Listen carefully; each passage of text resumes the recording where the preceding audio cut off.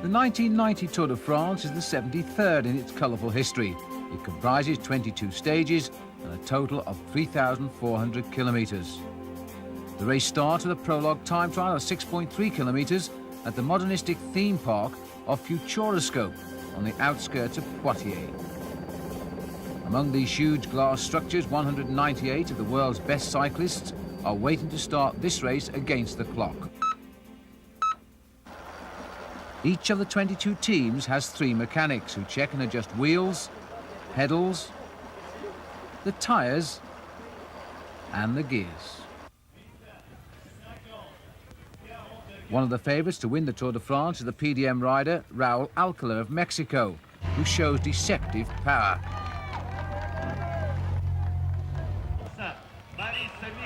Alcala takes the lead with a time of 7 minutes 53.19 seconds. Gianni Bugno of Italy, the recent winner of the Giro d'Italia, expects to be one of the challengers. The Chateau d'Ax rider is a strong, stylish time trialist.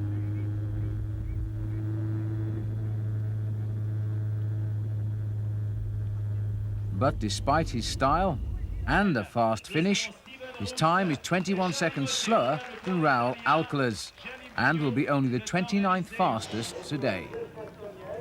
A year ago, the Tour Prologue was won by this man, Erik Breukink from Holland, another PDM rider and a teammate of Raul Alcala. But today, Breukink is below his best at Futuroscope because of a stomach virus. As he approaches the finish, his time will be outside of the best 20 riders, and that really is a disappointment. The Spaniard, Pedro Delgado, winner of the 1988 Tour de France, he'll always remember last year when he lost almost 3 minutes in this prologue time trial. He arrived late for the start, which was then in Luxembourg, but he's on time at Futuroscope. But as he approaches the finish, Pedro Delgado also concedes 20 seconds to the best time set by Alcala. Yet another race favourite is Laurent Fignon of France. The Castorama Rally team leader won the Tour in 1983 and again in '84. He was second in 1989, that famous 8 seconds margin to the American Greg LeMond. Back injuries made him a doubtful starter this year, but he still finishes 15th best. Sickness has also plagued Greg LeMond, the American who wears the yellow jersey as defending champion. But armed with the revolutionary new handlebar, LeMond scorches around the 6.3 kilometres.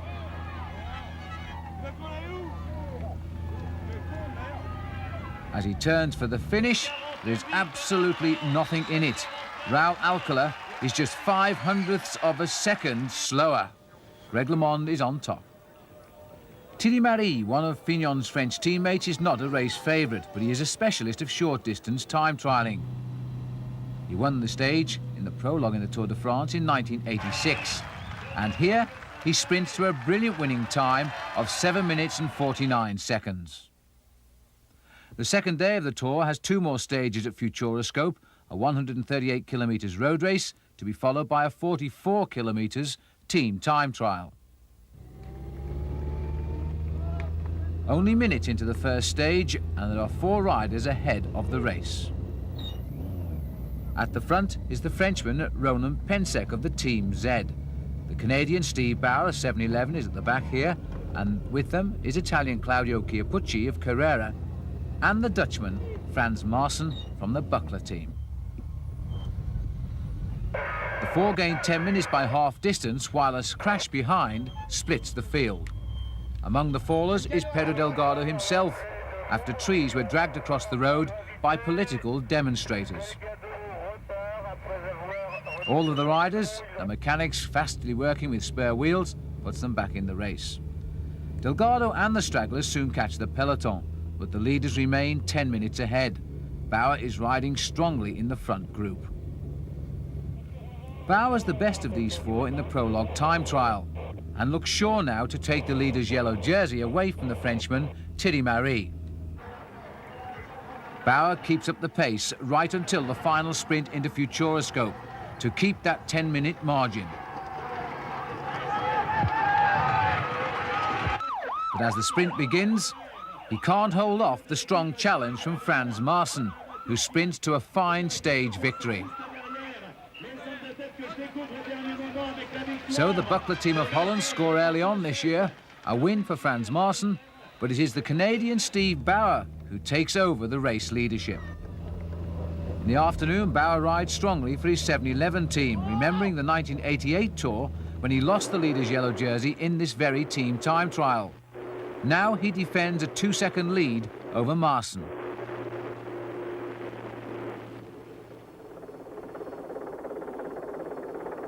The Dutchman's buckler team ride well, but they will finish 8 seconds slower than the American 7-11 team of Steve Bauer by the finish. The Carrera team is strong, but Kia Pucci, number 171, is struggling at the back.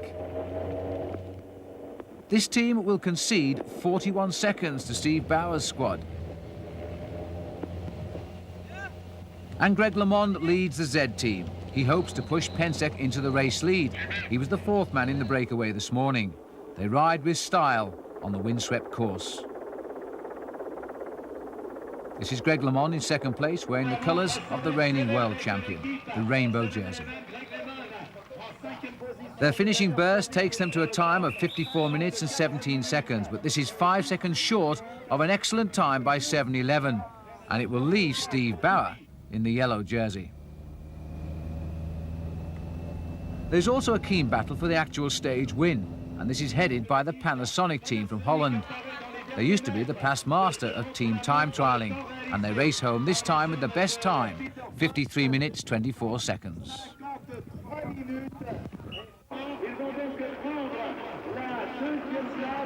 Raoul Alcala's PDM team come close, but they are slow by having to wait for the sick Eric Breking, and they finish 7 seconds short of Panasonic.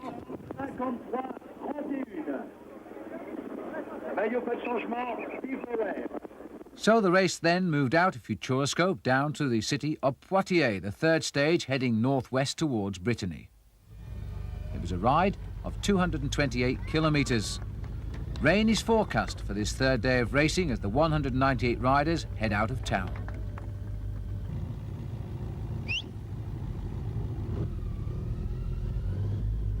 Then, 2 hours into the stage, the peloton is again stopped by the organisers. Another demonstration, this time by agricultural workers, is blocking the road ahead. It's decided to take a 16-kilometre diversion on narrow back roads. It works, and the demonstrators have missed out.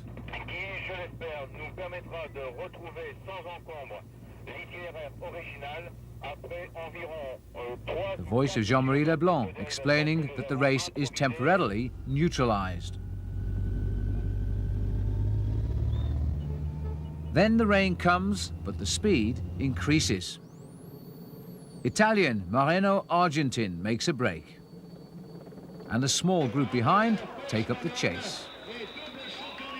But Argentin holds on to win the stage in Nantes by more than 2 minutes lead over the pack. Argentin, in the Tour de France for the first time, continues his great season.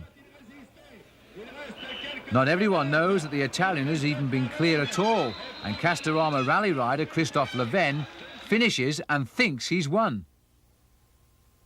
Stage 4 will take the race north across the rolling hills of Brittany. A ride now of 203 kilometres to Le Mont Saint-Michel. The start is by the cathedral in Nantes, and the sun is shining again as the riders leave town. It's a pretty route too. It leads via alongside the city's canals. To the official start, indicated here by a gendarme's flag. And Laurent Fignon, in pain after a crash the day before, is already likely to become soon one of the Tour's first casualties. It's a much younger French rider, Gilles de Lyon, of the Helvetia La Suisse team, who makes the first attack. He's joined by the Belgian Edwig van Hooijdonk from the buckler team. The pair work hard, but they are soon caught. And then there is another solo attack from Søren Lilholt of Denmark.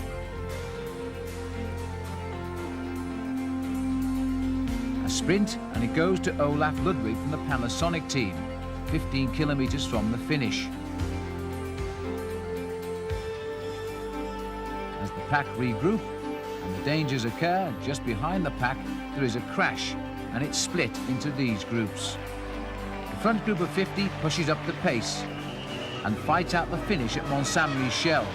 Ludwig in green leads the charge, but he goes far too early and has totally misjudged the finish. And as the pack come to the line, it's Belgian Johan Museeuw who sprints home for the win.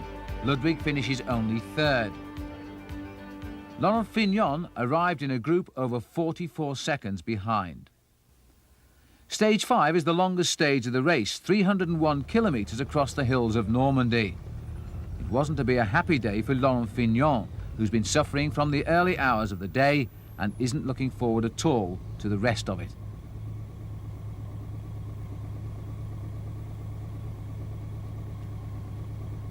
The Frenchman Thierry Claverola sprinting for climbing points. He does all of this before the rain actually sets in for the rest of the day. The longest stage and the wettest. The rain demoralises Laurent Fignon even more, and although his fans still write his name on the street, the two-time winner drifts to the back of the field and then finally decides to quit the 1990 Tour de France.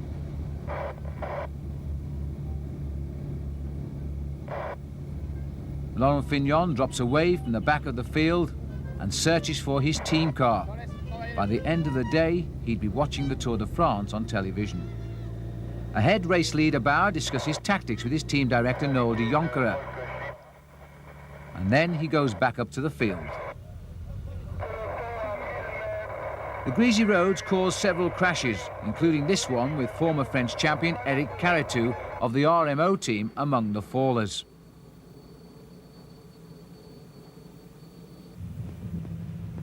Then, with more than 70 kilometres still to race, it's the Dutchman Gerrit Zolleveld and the Buckler team who breaks away alone. He rides powerfully to gain a massive lead of 10 minutes. And by the time he reaches the finish, he is still 5 minutes clear in Rouen. Another stage win for the Buckler team. Two riders then move ahead of the pack on the rain-slick streets. And again, it's the Lotto team man, Museeuw, who's sprinting for second place. He was the winner yesterday at Mont Saint-Michel. He takes second place ahead of fellow Belgian Etienne de Wilde, while at the head of the pack, it's the East German Olaf Ludwig. On the sixth day, the riders board a plane for a 600 kilometres flight to eastern France on the German border. Race director Jean-Marie Leblanc always seems to be working. But for everybody else, including Greg LeMond, they enjoy the rest.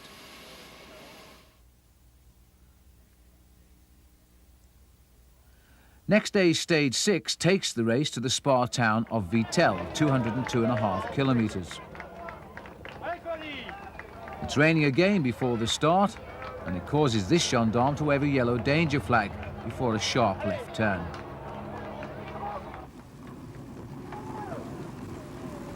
But as the roads dry out, the speed dramatically increases. And the crosswinds cause several crashes again, including this one with rider number 68, Eric Van Lancker from the Panasonic team. He's the last to get up. And another, with the Helvetia riders Jean-Claude Leclerc and Guido Winterberg among the fallers, where a Z-Team mechanic retrieves the bike of race runner-up Ronan Pensek. It's a painful business on these opening days of the Tour de France, but the riders usually do remount and always catch up with the field. 6 men fight out the uphill finish in Vittel, where Dutchman Jelle Nijdam gives Buckler its third stage win in this opening week with a well-timed sprint finish.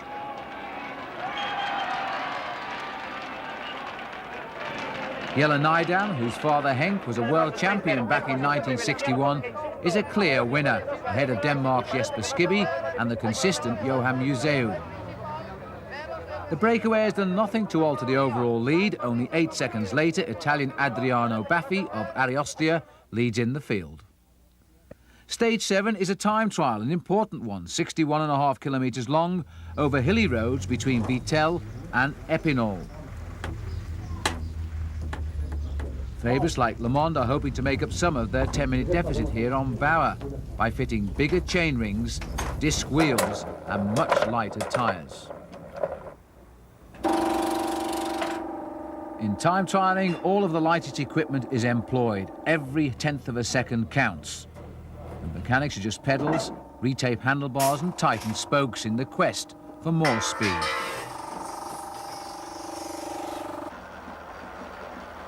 These are the bicycles that cost over $4,000 a piece. The riders are also well prepared with a good warm-up, even on a damp day. The weather is still dry when Pedro Delgado awaits his turn in the start house. The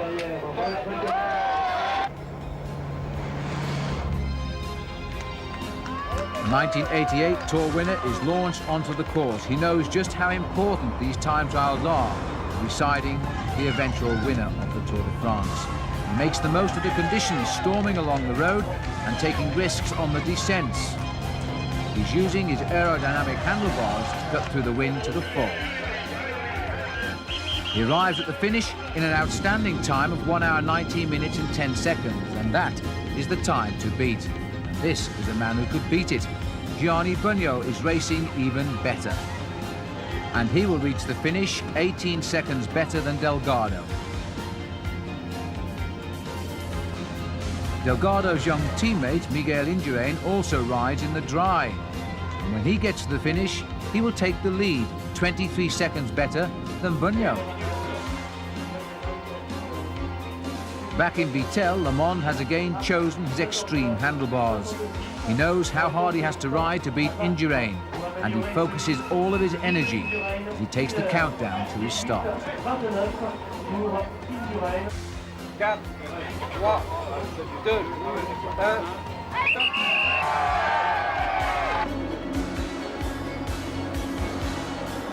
Despite the rain which is now falling, Greg LeMond is already catching riders who have started ahead of him. He storms through the 20 kilometres point 12 seconds better than Indurain and seems to be heading for victory.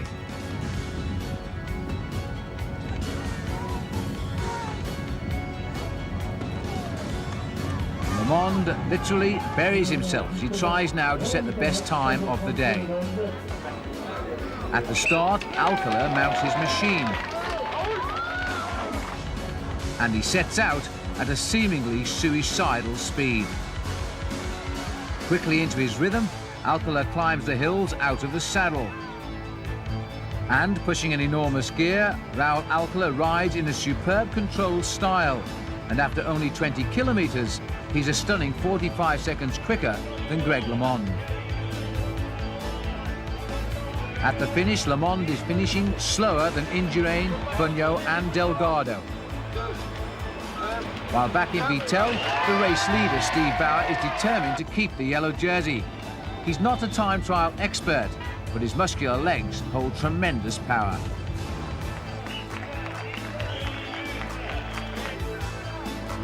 Alcala is 90 seconds faster than Indurain, the best time at the arrival point. Meanwhile, Ronan Pensek sets out from Vittel, hoping he can make up the 34 seconds on Steve Bauer he needs to take over the race leader's yellow jersey.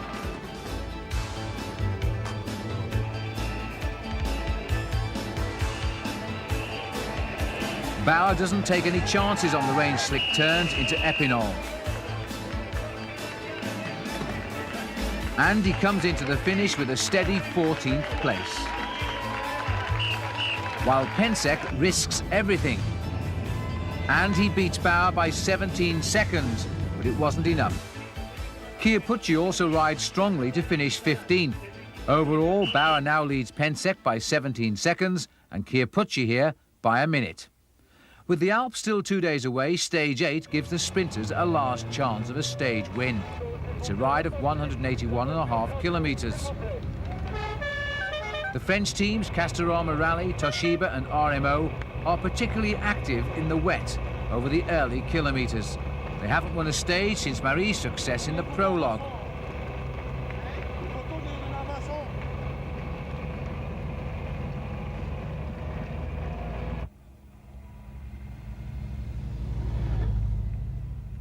After 32 kilometres, the RMO rider Michel Vermote of Belgium breaks clear. And nobody chases him. He's fighting a strong headwind. And halfway through the stage, his lead is up to almost 12 minutes.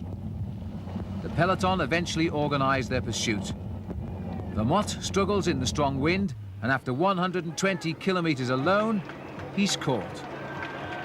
And so in Besançon, 13 riders have broken clear, and with Bruno Cornier still trying for the French win. But it's the green jersey of Olaf Ludwig who sprints in to give East Germany its first ever and its last stage win in the Tour de France. 21 seconds later, the peloton arrives, led home by the sprinter Adriano Baffi of Italy. The ninth stage takes in the steep ridges of the Jura Mountains into Switzerland, between Besançon and Geneva. It's a turning point for men like Breukink, Duclos Lasalle and Ronan Pensek. And riding out of Besançon alongside the River Doubs, Pensek leads the pack with Greg LeMond. In the hills, there's an attack by the Spaniard Eduardo Chozas and the Italian Massimo Girotto. They are chased by French champion Philippe Louvio from the Toshiba team. The French are still trying for that win. On the fast descent of the Col de la Fosile, where the pack is 2 minutes behind, the two leaders race on towards the finish.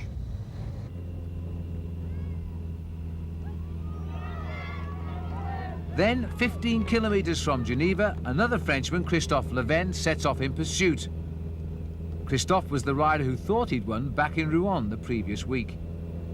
But Chozas and Girotto are out of reach, and Girotto easily wins the stage on the shores of Lac Léman. Leven stays clear of the pack though, and he takes third place. He's followed home by Danish champion Brian Holm, Louvio and the Swiss rider Yogi Müller. Then by a group led home by Gilles de Lyon. And finally, 37 seconds late, Museo sprints in at the head of the main field. What a sprinter this man is turning out to be.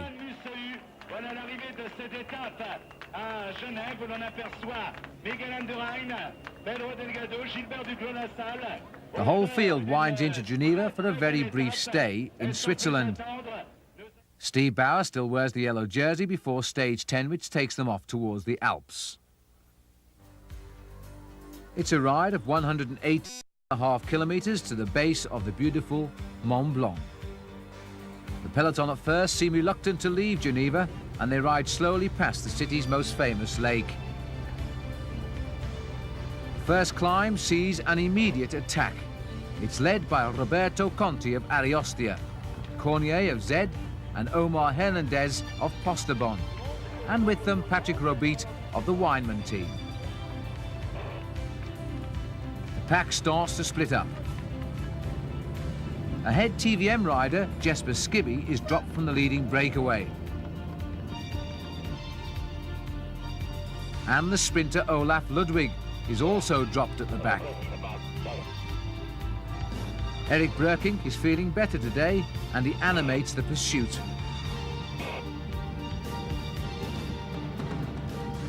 From the pack, a small group emerges. It features Raoul Alcala on the far side, Charlie Motte nearest, and the boy in black there, the Belgian Claude Quequillon. This is Stephen Roche. An attack comes from the 1987 winner of the Tour de France, but he's chased all of the way by Z Team's Robert Miller. In front, French climber Thierry Claverola of Motte's RMO team, Conti and Rabit.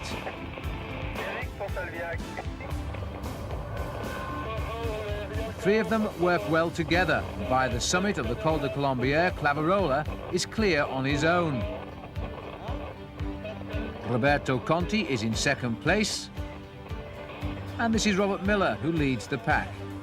Ahead of Dutchman Steven Rooks, Colombian Fabio Parra, Alcala, Belgian Johan Bruneel. Then comes Roche, and this is America's Andy Hampston. Pensek is here as well. And the tall Indurain, who zips up his collar for the cold descent. The descent is a fast one. The riders touching 80 kilometers an hour, but the pack soon climbing again, led here by Eric van Lancker and Charlie Motte on the right. Ahead, Motte's teammate Clavarola gains with every pedal stroke. He's riding like a man inspired. And at the Aravis summit, he's 2 minutes ahead of the pack.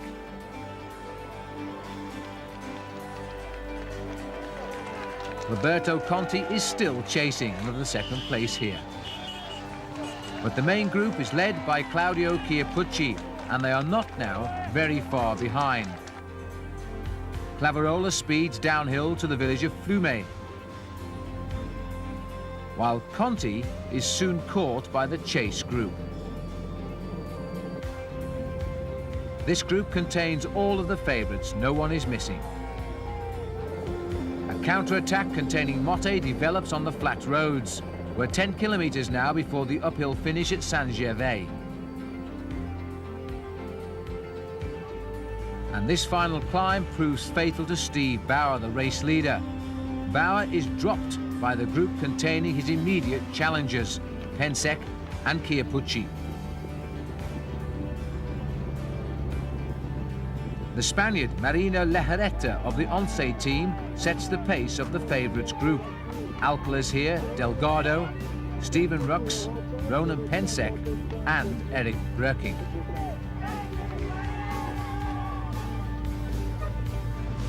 And further ahead, Motte has dropped all of the counter-attackers, except East German Uwe Ampler of the PDM team. But no one can catch Clavarola, who reaches the 4,600-foot summit finish at Le Betex with almost 2 minutes to spare.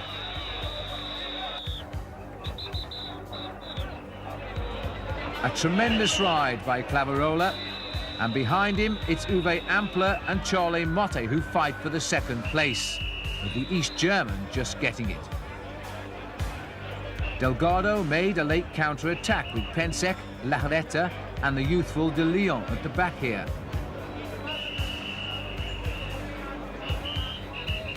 Delgado was fourth in this group. And although Pensek dropped back to the next group, he managed to gain enough time to take over the yellow jersey from Steve Bauer. So Ronan Pensek, as all the French would like, was now leading the Tour de France. But on the major leaders in the Tour, Delgado and Le Monde, you haven't lost a great deal. Well, you know, they still have to make up a lot of time, and you know, I'm still in the bike race. There's, you know, I lost the yellow jersey today, but there's no means, you know, completely out of the race, and I'm still gonna push myself, and I'm still in the race. So, you know, tomorrow's another day. You lost the yellow jersey today, but will we see you in it again before we get back into the mountains? Never know. Never know. And how do you feel about losing the yellow jersey? You've lost it before. Well, you know, I think instead of losing it, I have to think about, you know, the 10 days that I kept it, and that's a great souvenir for my career, and, you know, if I can get it back, I'll get it back. If not, then I'll do my best race. Bauer is now down to third place overall, behind Ronan Pensek and Claudio Chiappucci. Going into stage 11. It's the toughest stage, with 16,000 feet of climbing over the Col de la Madeleine and the Glandon passes, leading to Alpe d'Huez. It's 182.5 kilometres. With long, steep gradients ahead, mechanics have fitted especially low gears. Climbing is the speciality of race leader Pensek, who tells reporters, it's great to be in the yellow jersey, especially for the climbs to Alpe d'Huez. There are many anxious faces among the 180 riders, and 9 of them will have quit the race by the day's end.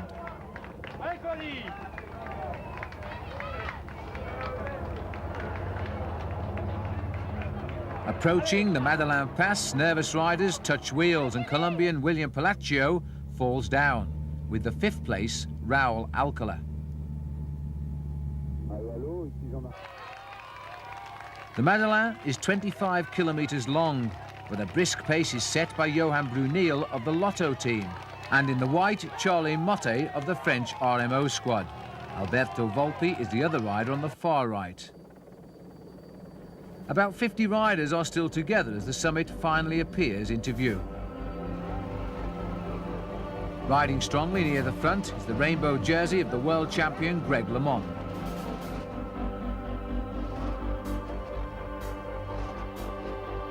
And also looking comfortable is the man in the red spotted jersey, the leading climber of Clavarola. He's followed by Rux and the race leader Pensek. Into the final kilometre of the climb, only 35 riders remain in the front group.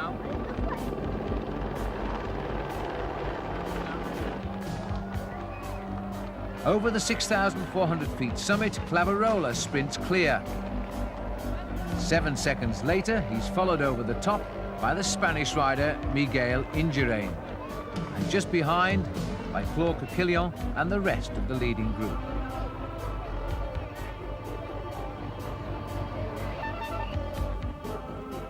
After passing Clavarola on the Madeleine descent, Indurain starts the Glandon climb 35 seconds ahead of the Frenchman and a minute ahead of the main group.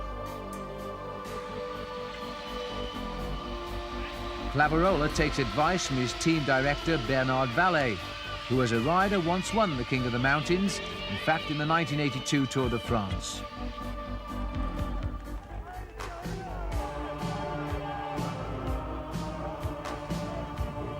Behind, the group is led by the Belgians Brunel and Claude Coquillon, the yellow jersey of Ronan Pensek, Claudio Chiappucci, Charlie Motte and Greg LeMond, who's back in the group after falling and dislocating a finger at a feeding station. This is the other American, Andy Hampston, of the 7-11 team, and also here too is the Irishman Sean Kelly.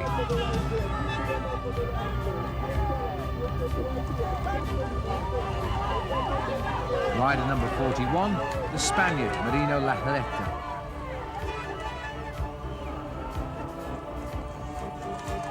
Clavarola is now 3 minutes in front and has caught Miguel Indurain. While behind, Le Mans Z team keeps the pace steady, led by Norwegian Atle Volsvold, the Frenchman Cornier and Jerome Simon and Robert Miller. Le Mans has a good team with him this year. Approaching the Glandon summit, Clavarola has dropped Indurain, and the new King of the Mountains leader beats out a steady rhythm of climbing. One complete turn of the pedals every second.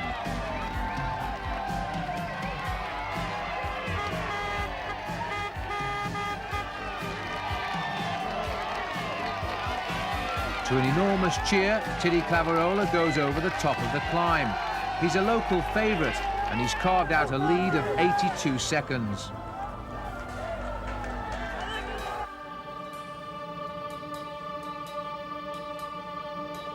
The man who is behind Titty Clavarola, it's still Miguel Indurain. 3.5 minutes behind the leader, the main group comes up towards the summit of the Glandon, where they're led by a sprinting Chiappucci.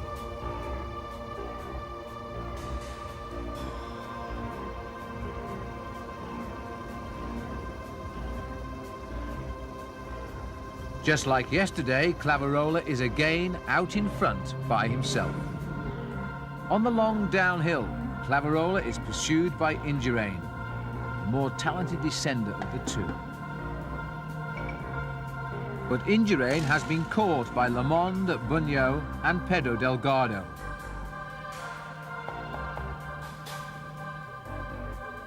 While the brave Clavarola continues his solo escapade, but he'll soon be caught.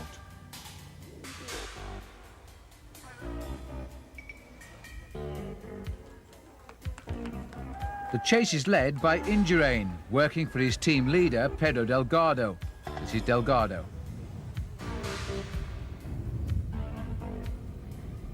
The benefit of having a man on your team in the chase group. Greg LeMond has to defend the interest of his teammate as well, Ronan Pensek, and he follows the breakaway.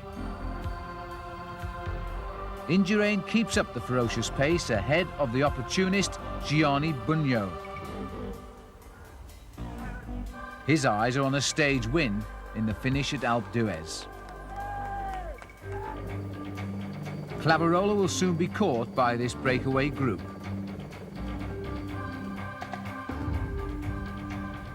In which the stylish Indurain is doing the work of two men, on this windswept road.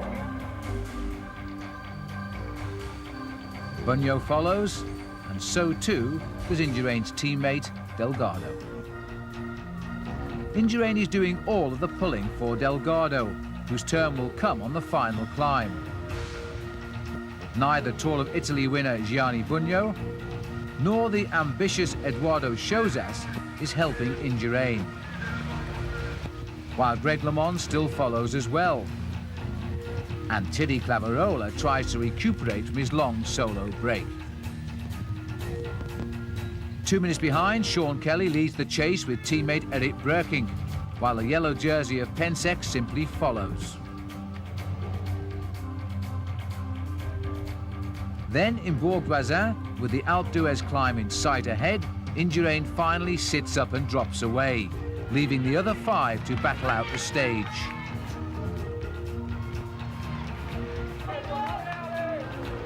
Delgado immediately takes charge on the climb, pressurizing Bunyo, Chozas, LeMond and Claverola.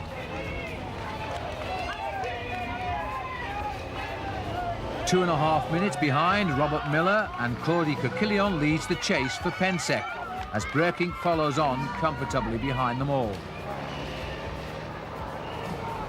Claverola cannot keep pace on this steepest part of the 13 kilometers climb, and he too falls back.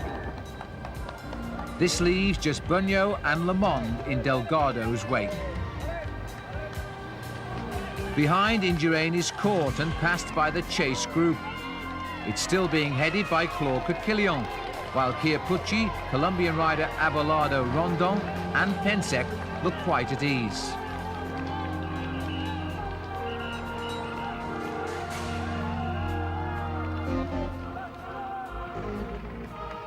Robert Miller rides particularly hard, followed by his teammate Pensek, Coquillon and Andy Hampsten. Pensek is defending his yellow jersey with energy and honour, focusing totally on the slim figure ahead of him of a seemingly tireless Robert Miller. Remarkably, Claverola is catching back to the leaders. Delgado has suddenly tired, while Greg LeMond still follows and Bunyo still waits.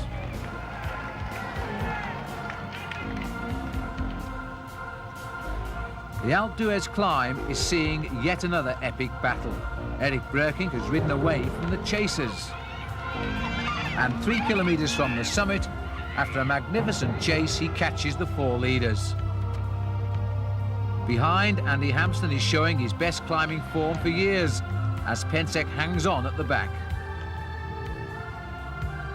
At the front, Delgado is also dropped, as Breukink increases the pace.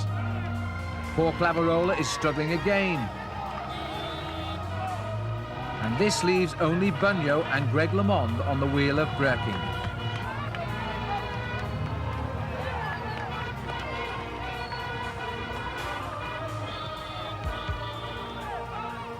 And as the leaders head into Alpe d'Huez, the Tour is again taking a decisive turn.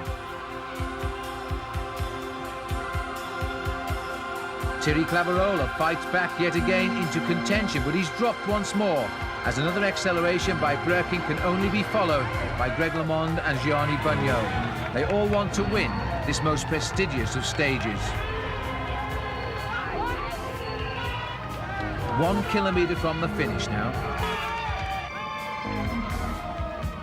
The Colombian Fabio Parra is also catching up. Breukink still leads and turns to see who's still with him. Parra continues to approach Thierry Claverola, and Pensek still follows Miller and Claude Coquillon. Through the ski village of Alpe d'Huez, this is now a classic battle. The 3 leaders are preparing their finishing effort and slow down.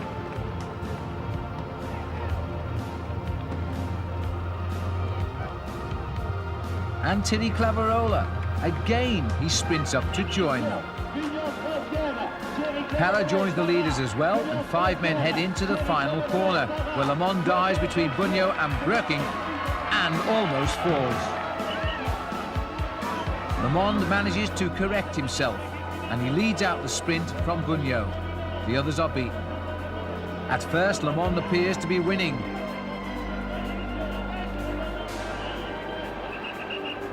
But as the finish line approaches, Gianni Bugno is just too strong and takes Le Monde right on the line. He's the first Italian winner here since 1952.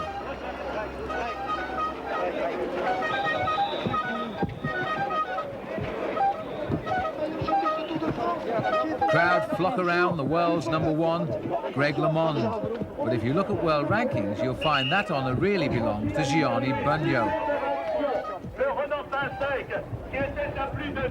Bugno may have been the winner, but LeMond always attracts the media attention.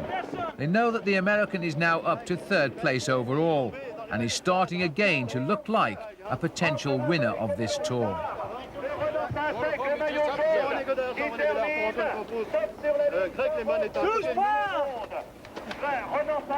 Greg LeMond loses his temper with a reporter, telling him not to touch him. He'll answer questions only after he's cleaned up.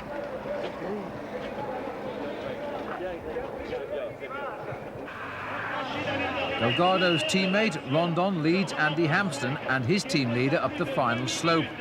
And the exhausted Delgado loses only 40 seconds to LeMond. It could have been a lot worse. And for Andy Hampsten, it was for him a very good day on Alpe d'Huez. And for the veteran Claude Quillion, while Pensek has exceeded all hopes by extending his overall lead over Claudio Chiappucci. He hasn't finished yet, while teammate Greg LeMond is still 9 minutes behind on overall time. Could Pensek now be the new hero that French cycling has been seeking?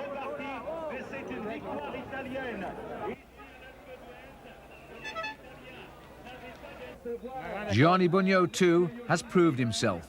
And LeMond? Is this the kind of Alpe d'Huez ride you knew you had inside of you? Well, I wasn't certain of it, but I've been feeling really good. I crashed for the second last climb, and I didn't think I'd be that good on the climbs, but it kind of went into, not shock, but it shook me up quite a bit. Tell me about the last 3 kilometers. Well, we were starting out on the climb. Pedro Delgado did all the pacing. I mean, I felt really good, and you know, I had to do my work as a teammate. We had the lead, and it was only better that I didn't ride, but I felt kind of sorry for Pedro because he really rode strong, and we were practically standing still towards the last 5 kilometers, last 3 kilometers. And the main thing is I wanted to win the stage, and I was trying to control everybody, and almost went down the last corner and had too big of a gear and let up the sprint too long and lost the stage. But it's good for our team. I think we should be 1st and 2nd, and it's good Tour de France. Were you and Delgado working together in a sense today? No. You know, you got team orders. I wasn't allowed to work, but it didn't really make. In the last climb, it made a lot of difference between Pedro lost 40 seconds, and we probably could have gained minutes over everybody else had I worked and Bugno worked. But everybody was wanting to win the stage and was too afraid to do more work than the other guy. Earlier in the day, you had a crash. Yeah, I crashed, dislocated my middle finger, and had to pull it out. Put it back. And that made a difference when you almost slipped in the last turn. Well, yeah, I went to pull on my brakes and my fingers locked up. It was straight, I couldn't bend it. And that's why I couldn't hit my brakes well enough. So I almost went down the last 300 meters. And now what are you expecting for the time trial tomorrow? I don't know. No time trials aren't my specialty. I hope to have a good one, but I don't expect to win. I expect to be close. You have a superstition about the Alpe d'Huez stage. Well, I said it's not so bad that I lost because it's always been the tradition that if you win Alpe d'Huez, you don't win the Tour de France. So it's maybe a good one. It's like a second. Maybe there's still a possibility of winning. If not, we've won the races as a team. Yes, thank you very much. Well, LeMond can now focus on tomorrow's vital time trial near Grenoble. The course climbs for 13 kilometers through 2,000 vertical feet to a plateau, and it ends with another sharp climb near Villard de Lans. It's a ride of 33.5 kilometers. This is Marina Larreta, one of the dark horses, who sets out with great determination. The 34 years old Spaniard is one of the best climbers in the world. He loves the Tour de France as well. Larreta's time is easily the fastest so far, and he catches several riders on his way. At the finish, he records 57 minutes 46 seconds, lifting him into the top 10 overall. Meanwhile, out on the course, Indurain is another favourite for the stage, despite having lost 12 minutes at Alpe d'Huez, where he sacrificed his Tour chance for Delgado. With 1 kilometre to go, he's a few seconds ahead of La Giretta. And he finishes just 9 seconds quicker. Indurain's teammate Delgado won a time trial like this in his winning 1988 Tour. And he's putting in a similar effort this time for a possible repeat performance. By the time he finishes, he'll be leading by 13 seconds. One rider hoping to better Delgado's time is Greg LeMond, who, against his instinct, is using a disc wheel for the hill climb. The American does indeed struggle on the longest climb and is 20 seconds slower than Delgado at this point after 22 kilometres. LeMond makes use of his aero bars and disc wheel on the flat, but he toils up the final steep gradient. And at the line, he falls short by 26 seconds of Delgado's time. The world champion's not interested now in talking to the media. Only Eric Breukink can now displace Pedro Delgado. The Dutchman is a smooth, powerful peddler, whose poker face doesn't reveal the energy he expends.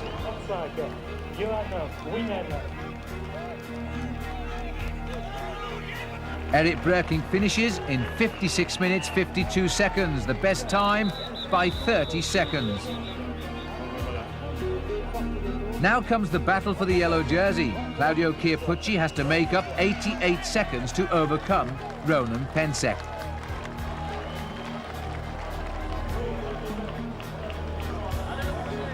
The 27-year-old Italian has a jerky style, but nonetheless, he is climbing very quickly.